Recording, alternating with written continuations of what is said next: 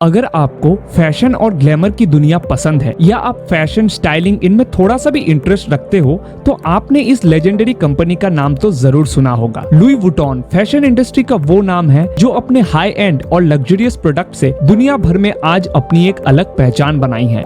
बड़े से बड़े सेलिब्रिटीज इनके प्रोडक्ट्स के फैन बन चुके हैं। इस कंपनी का नेटवर्थ आज के दिन 30 बिलियन से भी ज्यादा हो चुका है। पर कैसे एक सूटकेस बनाने वाले साधारण इंसान ने आखिर इतनी बड़ी कंपनी खड़ी कर दी? ऐसा क्या है लुई वुइटन के प्रोडक्ट्स में कि लोग पागल हो जाते हैं इन्हें खरीदने के लिए? तो चलिए जानते हैं इन सभी चीजों के बारे में आज के इस वीडियो में, the success story of Louis Vuitton.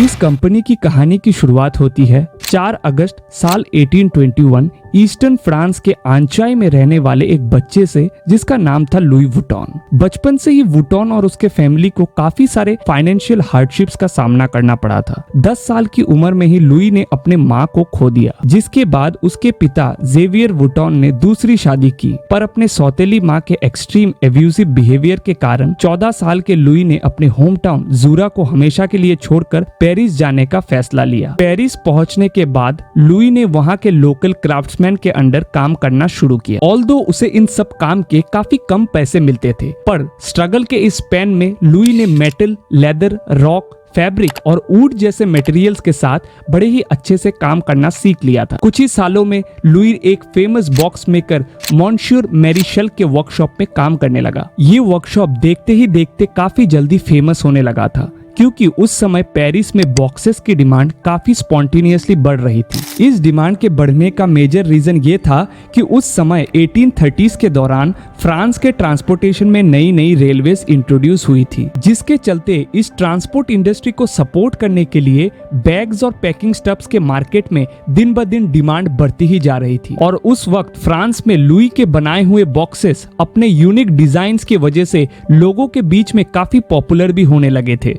लेकिन इन सब के बीच लुई वुइटन के लाइफ का टर्निंग पॉइंट तब आया जब 1853 में खुद एम्प्रेस ऑफ फ्रांस यूजीनी डी मॉन्टिजो ने उसे अपना पर्सनल बॉक्स मेकर और पैकर के तौर पर अपॉइंट किया। इस गोल्डन अपॉर्चुनिटी ने लुई को फ्रांस में इतना ज्यादा पॉपुलर बना दिया कि तब लुई के majority of customers elite class से बिलोंग करते थे। कुछ ही सालों के अंदर लुई ने पेरिस में अपना पहला खुद का बॉक्स मेकिंग वर्कशॉप भी खोल दिया था। साल 1858 में लुई ने एक नया डिजाइन बनाया जिसका नाम दिया grey Trianon and canvas flat trunk. ये न्यू डिजाइन एक मैसिव सक्सेस रही और लोगों ने भी लुई के स्किल्स को भी काफी अप्रिशिएट किया।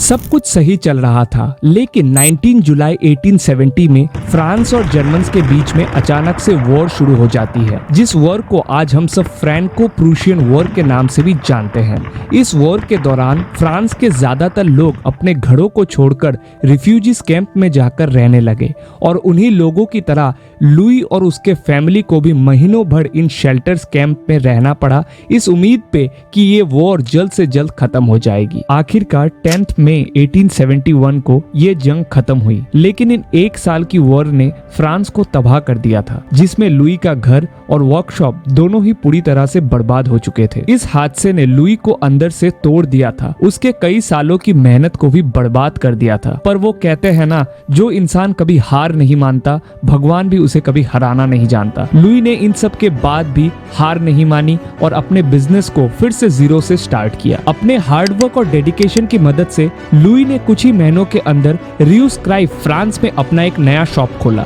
देखते ही देखते इस शॉप की सेल्स ने अपनी रफ्तार पकड़ ली और ये शॉप अपने लग्जरी आइटम्स के लिए लोगों के बीच में काफी पॉपुलर भी बन गई थी और तभी से लुई वुइटन को एक रेप्यूटेड लग्जरी ब्रांड के तौर पर सभी जानने लगे थे। अगले कई सालों तक वुइटन ने अपने इस शॉप को पूरी तरह से ऑपरेट किया। अब वुइटन के लगेज एक्सेसरीज लोगों की फर्स्ट चॉइस बन चुकी थी। इसका सोल रीजन ये था इन बैग्स और ट्रंक्स की हाई क्वालिटी और एक्सक्लूसिव डिजाइन्स जो बायर्स को उस टाइम दूसरी कोई कंपनी ऑफर ही नहीं कर रही थी। और फिर 1872 में लुई ने अपने बिजनेस में कुछ यूनिक इनोवेशन ट्राई करने का सोचा। टेक्नोलॉजी की मदद से लुई ने अपने यूजुअल ट्रंक्स और बैग्स को कस्टम पैटर्न्स और डिजाइन्स के साथ मार्केट में लॉन्च किया। इस न्यू डिजाइन ने कंपनी की सेल्स को रातों रात बढ़ा दिया। बायर्स को ये डिजाइन काफी पसंद आ रहे थे, क्योंकि इससे पहले इतनी मॉडर्न और यूनिक डिजाइन्स के साथ ट्रंक्स मार्केट में अवेलेबल ही नहीं थी। इस ग्रेट सक्सेस के ठीक 20 साल बाद एक अनएक्सपेक्टेड ट्रेजेडी हुई। 27 फरवरी 1892 को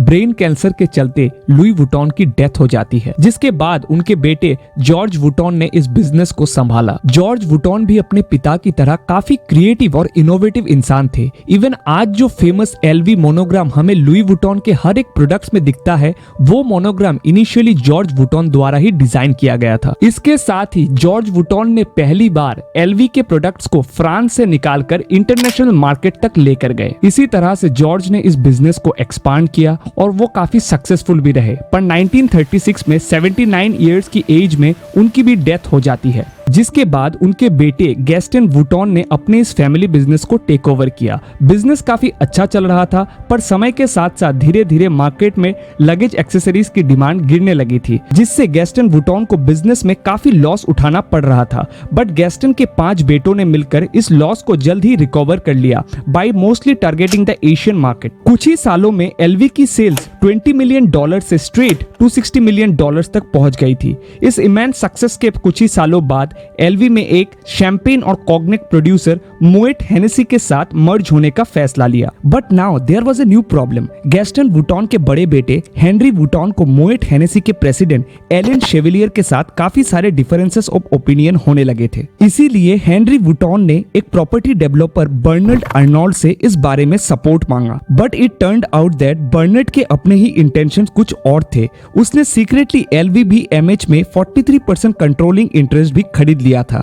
यहाँ तक कि मोएट और हेनेसी फैमिली ने भी बर्नार्ड अर्नोल्ड को इस काम में पूरी तरह से सपोर्ट किया। इस कंस्पिरेसी के अगेंस्ट जस्टिस पाने के लिए हेनरी वुइटन ने कोर्ट का दरवाजा भी खटखटाया, पर अनफॉर्चुनेटली कोर्ट ने भी बर्नार्ड अर्नोल्ड को ही फेवर किया और आज वही बर्नार्ड अर्नोल्ड LVMH के चेयरमैन और वर्ल्ड्स 3rd रिचेस्ट पर्सन भी बन चुके हैं। आज के इस वीडियो के मेन कैरेक्टर लुई वुइटन के लाइफ से हमें एक बहुत बड़ी लेसन सीखने को मिलती है कि great things come from hard work and perseverance, not excuses, and lastly, never trust someone blindly। तो अगर आपको हमारा आज का वीडियो इन्फॉर्मेटिव लगा है तो इस वीडियो को अपने फ्रेंड्स और फैमिली मेंबर्स के साथ शेयर कीजिए, और ऐसे ही क्वालिटी कंटेंट को कंज्यूम करने के लिए आप हमारे चैनल को सब्सक्राइब कर सकते हैं।